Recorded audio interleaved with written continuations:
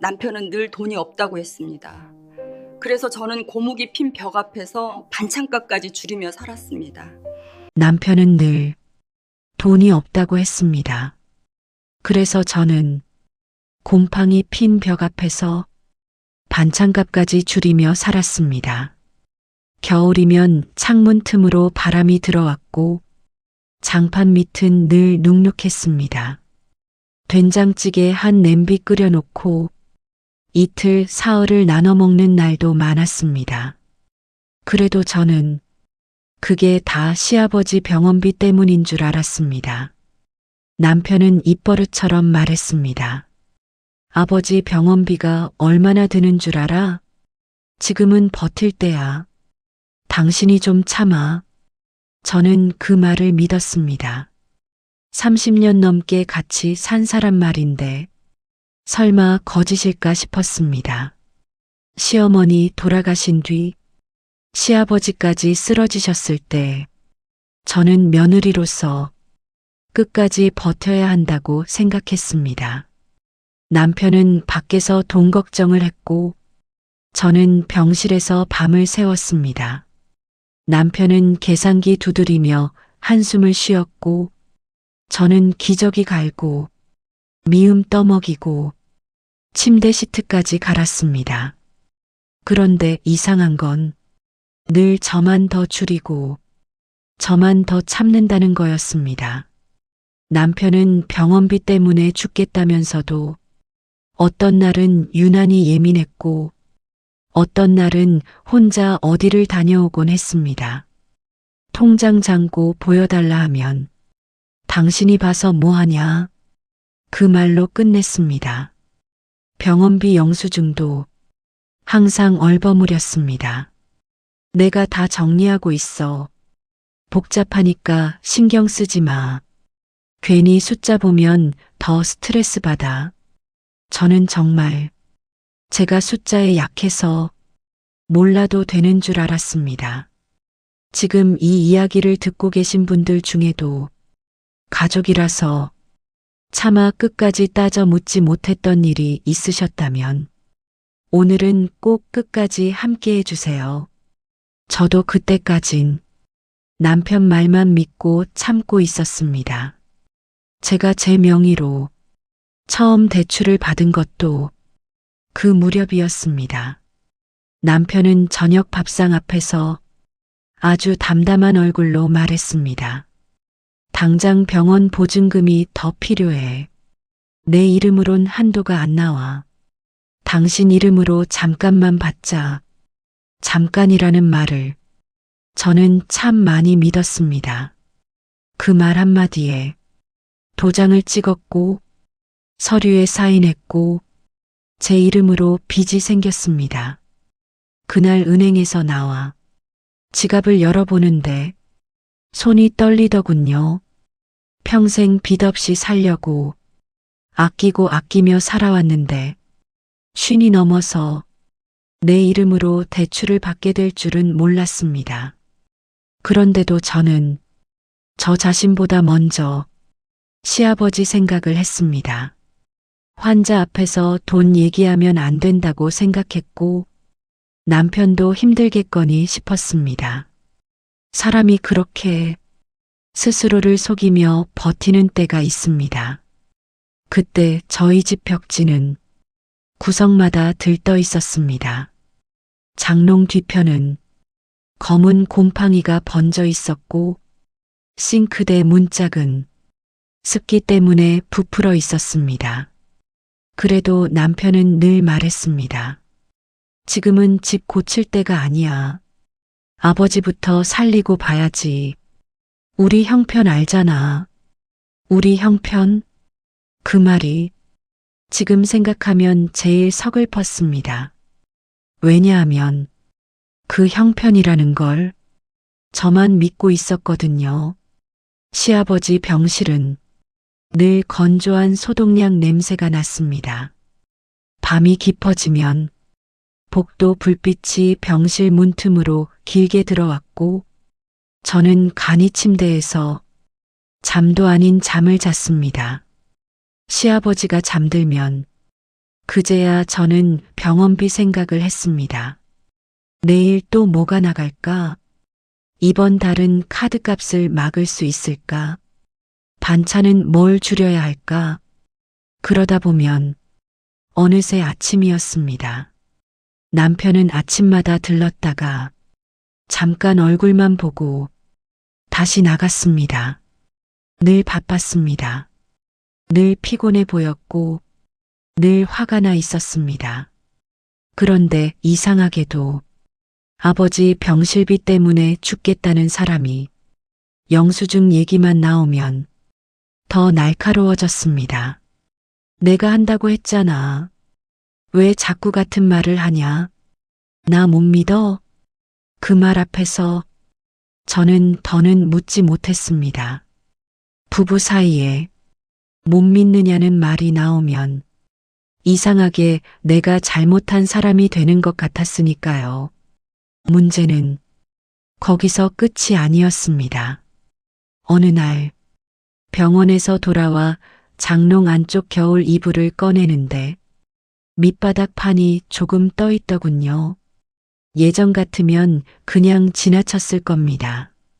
그런데 그날은 왜인지 손이 멈췄습니다.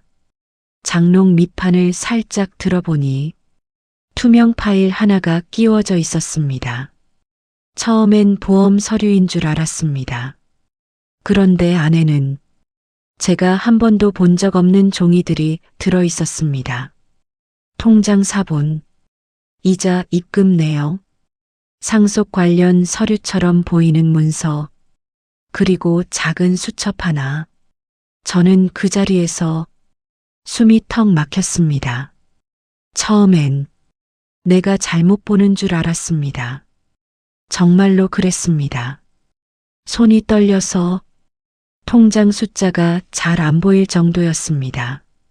그런데 한 장 한 장 넘길수록 제 얼굴이 식어갔습니다.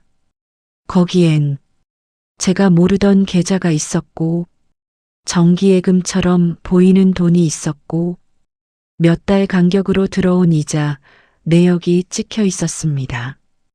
병원비 때문에 죽겠다던 사람 장부에 이자라는 단어가 찍혀 있었습니다. 저는 한참 동안 무릎 꿇은 채 장롱 앞에 앉아 있었습니다. 귀에서 소리가 멀어지는 것 같았습니다. 그 파일 안에는 시아버지 명의 재산 정리와 관련된 종이도 있었습니다. 정확한 법률 용어는 몰라도 한 가지는 알겠더군요. 돈이 없었던 게 아니라 돈이 따로 있었다는 것. 그리고 그 돈을 남편이 저 몰래 관리하고 있었다는 것. 저는 수첩도 펼쳐봤습니다. 거기엔 날짜와 금액이 적혀 있었습니다. 누가 봐도 남편 손글씨였습니다. 얼마가 들어왔는지, 얼마를 묶어놨는지, 이자는 얼마나 붙는지, 그 꼼꼼한 숫자들을 보는 순간 제 속이 완전히 뒤집혔습니다. 저는 병실에서 밤을 새우고 제 이름으로 빚까지 졌는데 남편은 상속받은 돈을 숨겨 이자까지 챙기고 있었던 겁니다. 그날 저는 소리도 못 질렀습니다. 분노보다 먼저 온 건 허탈함이었습니다. 30년을 같이 산 사람이 나한텐 곰팡이 핀 벽 앞에서 버티게 해놓고 자기 돈은 따로 숨겨두고 있었다는 사실. 그게 사람 마음을 순간 텅 비게 만들더군요. 하지만 저는 그 자리에서 바로 따지지 않았습니다. 왜냐하면 제가 본 게 전부인지 아니면 시작인지 확신이 없었기 때문입니다. 그날 밤 남편이 들어왔을 때도 저는 평소처럼 밥을 차렸습니다. 남편은 국 한 숟갈 뜨고는 짜다고 했습니다. 그 말이 너무 기가 막혀서 오히려 웃음이 날 뻔했습니다. 저는 그냥 그래요? 그 한마디만 했습니다. 그날부터 저는 남편 몰래 보기 시작했습니다. 병원비 영수증, 대출 서류, 장부 속 계좌번호, 통장 사본 날짜 하나씩 맞춰보니 더 끔찍해졌습니다. 제가 제 이름으로 대출을 받은 시기와 남편이 돈을 묶어놓고 이자를 받은 시기가 겹쳤습니다. 시아버지 병원비 때문에 집안이 무너진 게 아니었습니다. 남편은 병원비는 병원비대로 저한테 떠넘기고 자기 상속금은 손대지 않은 채 따로 불리고 있었던 겁니다. 그걸 깨닫는 순간 제가 지난 몇 년 동안 무엇을 위해 참고 있었는지 도무지 알 수가 없었습니다. 여기까지 들으시면서 제 마음이 조금이라도 이해되신다면 구독으로 함께 해주세요. 그때부터 저는 참는 것 말고 정리하는 쪽으로 마음이 바뀌기 시작했습니다. 증거를 더 봐야 했습니다. 감정만으로는 안 된다고 이미 오랜 세월 배웠으니까요. 저는 병원비 봉투를 다시 뒤졌고 남편 서랍도 조심히 열어봤습니다. 그러다 오래된 은행 봉투 안에서 추가 거래 내역 몇 장을 더 찾았습니다. 거기엔 정기예금 만기 연장 표시가 있었고 이자 지급 내역도 있었습니다. 정말 기막힌 건 그 날짜였습니다. 제가 병실 보호자 침대에서 허리 펴지도 못하고 자던 그 시기였습니다. 저는 병원 복도에서 컵라면으로 끼니를 때웠고 남편은 그 와중에 자기 돈만기일을 챙기고 있었던 겁니다. 그걸 확인한 날 병실 화장실에서 한참 울었습니다. 소리내서 울지도 못했습니다. 시아버지가 들으실까봐 입술만 깨물고 수도 틀어놓고 울었습니다. 화가 나서가 아니었습니다. 너무 허망해서였습니다. 내가 아꼈던 반찬감, 내가 포기한 옷 한 벌, 내가 미안해하며 받은 대출, 그 모든 게 실은 피할 수 있었던 고생이었다는 걸 알았을 때 사람은 눈물도 뜨겁지 않더군요.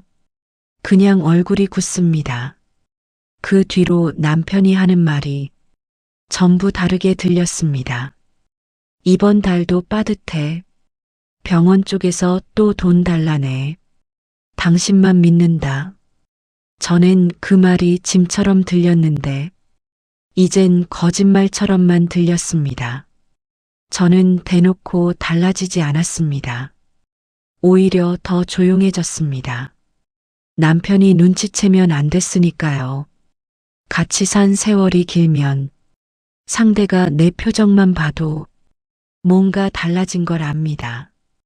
그래서 저는 더 평소처럼 굴었습니다. 병실도 갔고 밥도 했고 남편 말에도 대꾸를 줄였습니다. 대신 증거를 모았습니다. 제 명의 대출 서류 복사본, 병원비 납부 영수증, 남편이 숨겨둔 통장 사본, 이자 내역, 상속 관련 서류, 그리고 제가 병실에 있던 날짜와 남편 장부에 적힌 날짜도 맞춰 적었습니다. 그 작은 메모들이 나중엔 제 숨이 되더군요. 사람이 몰릴 때 증거 하나가 말 100마디보다 셉니다. 며칠 뒤 남편은 또 제게 말했습니다. 이번에 검사 하나 더해서 돈이 더 들어간대. 그 말을 듣는 순간 예전 같으면 제가 먼저 걱정했을 겁니다. 그런데 그날은 남편 얼굴만 보였습니다. 불쌍한 아버지를 걱정하는 얼굴이 아니라 자기 돈은 안 건드리려고 버티는 얼굴. 그 얼굴을 처음 알아봤습니다. 저는 조용히 물었습니다. 당신 통장은 괜찮아? 남편 손이 잠깐 멈췄습니다. 아주 잠깐이었는데 저는 그걸 봤습니다. 무슨 소리야? 아니, 당신이 너무 돈 없단 얘기만 하니까. 남편은 바로 짜증을 냈습니다. 내가 알아서 한다니까 왜 자꾸 그래? 당신은 병원만 신경 써. 그 말이 결정적이었습니다. 병원만 신경 써. 그 말은 결국 돈은 자기가 쥐고 고생은 저만 하라는 뜻이었으니까요. 그날 저는 결심했습니다. 더는 내 이름으로, 내 생활로, 내 몸으로 남편 거짓말을 메워주지 않겠다고요. 그렇다고 당장 폭발하진 않았습니다. 제가 원하는 건 싸움이 아니라 끝이었습니다. 정확한 끝. 남편이 변명 못하게 서류를 펼쳐놓는 끝. 기회는 생각보다 빨리 왔습니다. 시아버지가 잠깐 상태가 안정되면서 하루는 저녁에 남편과 둘만 집에 있게 됐습니다. 비가 내리던 날이었습니다. 곰팡이 냄새가 평소보다 더 진하게 올라왔습니다. 저는 밥상을 치운 뒤 장롱 밑에서 꺼낸 파일과 제가 복사해둔 서류들을 식탁 위에 하나씩 올려놨습니다. 탁, 탁, 탁. 그 소리를 남편도 들었을 겁니다. 이게 뭐야? 남편이 묻는데 목소리가 이미 달라져 있었습니다. 저는 바로 말하지 않았습니다. 상속 관련 서류, 통장 사본, 이자 내역, 제 명의 대출 서류, 병원비 영수증, 그걸 순서대로 펼쳐놓았습니다. 남편 얼굴이 조금씩 굳어갔습니다. 저는 그 얼굴을 보면서 참 이상한 기분이 들었습니다. 무섭지도 않았고 시원하지도 않았습니다. 그냥 너무 늦게 왔다는 생각뿐이었습니다. 이게 뭔지 설명해봐요. 남편은 처음엔 모른 척 했습니다. 어디서 이런 걸 봤어? 당신이 오해한 거야. 그건 아버지 돈 정리한 거지. 저는 고개를 저었습니다. 정리한 돈에 왜 이자가 붙어요? 왜 내 이름으로 대출받은 시기에 당신 돈은 묶여 있었는데요? 왜 나는 병실 바닥에서 자고 있었는데 당신은 예금 만기일부터 챙겼어요? 남편 입이 그제야 조금씩 막히기 시작했습니다. 그래도 끝까지 자기 잘못을 바로 인정하진 않더군요. 그건 비상금처럼 둔 거야. 아버지 일은 언제 어떻게 될지 모르니까 당신이 다 알면 더 불안해할까봐 그런 거지. 저는 그 말을 듣고 정말 기가 막혔습니다. 나를 위해 숨겼다. 그 말만큼 비겁한 말도 없었습니다. 저는 남편을 똑바로 봤습니다. 나를 위해서가 아니라 당신 돈 지키려고 숨긴 거잖아요. 남편이 아무 말도 못했습니다. 저는 그때 처음으로 목소리를 높이지 않고도 사람을 무너뜨릴 수 있다는 걸 알았습니다. 나는 반찬값 아껴가며 살았어요.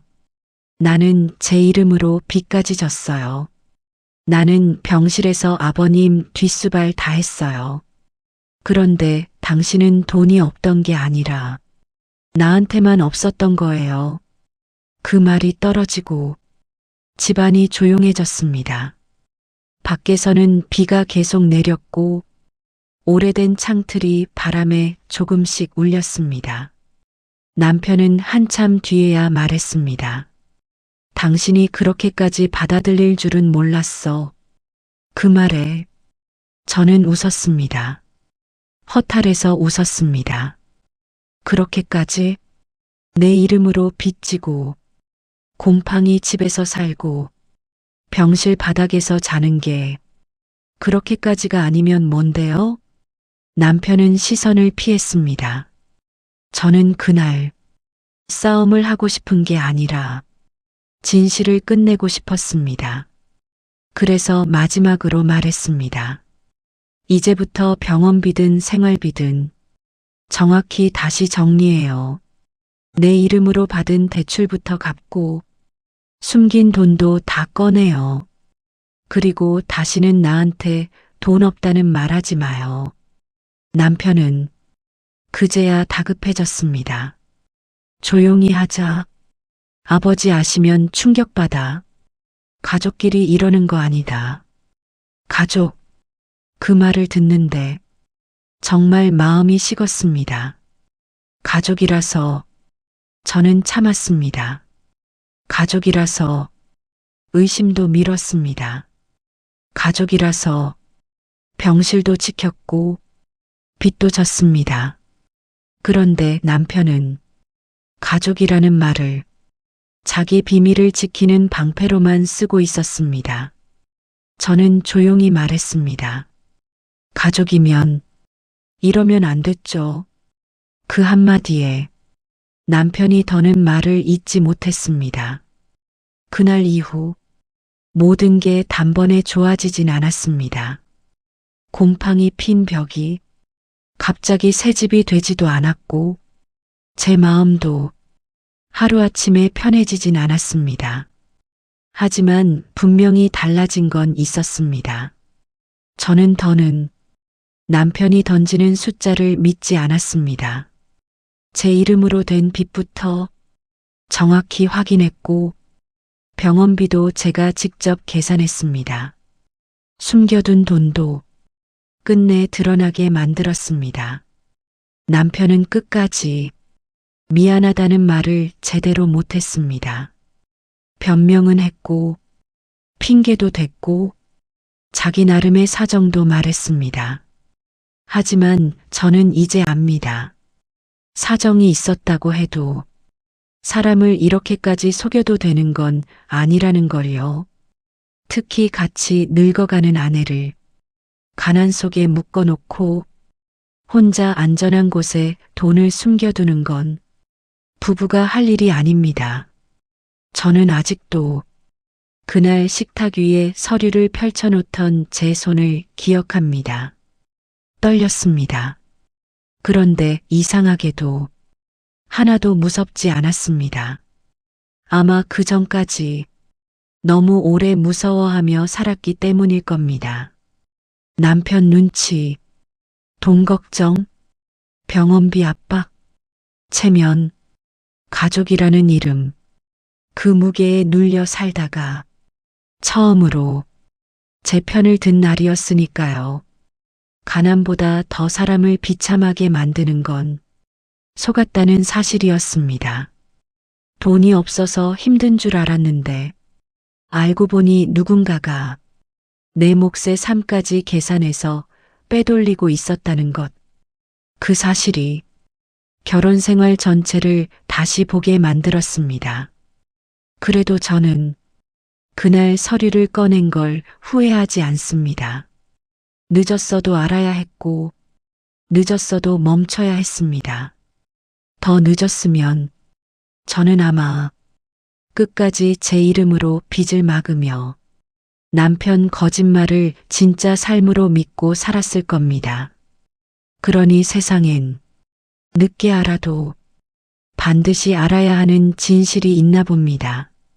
장롱 밑 파일 하나, 통장 사본 몇 장, 조그만 장부 한 권. 그게 제 결혼 생활의 진실을 드러냈습니다. 여러분이라면 이 상황에서도 남편을 이해하셨겠습니까? 아니면 병원비와 가족을 핑계로 재산을 숨긴 순간 이미 끝난 관계라고 보셨겠습니까? 나라면 어떻게 했을지 댓글로 남겨주세요. 이 이야기가 남의 일 같지 않으셨다면 좋아요와 구독으로 함께 해주세요.